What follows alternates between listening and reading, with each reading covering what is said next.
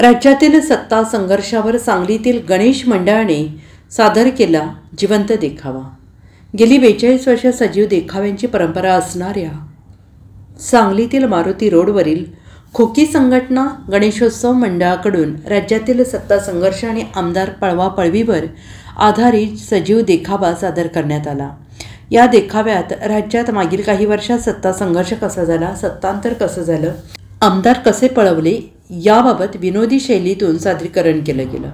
देखाव्याचे संयोजन मंडळाचे अध्यक्ष दीपक चव्हाण, सचिन राजू गडकरी, उपाध्यक्ष सतीश चव्हाण, संजय चव्हाण, व्यवस्थापक गणेश चव्हाण, राहुल चव्हाण, अरुण अडसुळे, शंभूराज चव्हाण, जयश्री पाटील आदींनी केलं।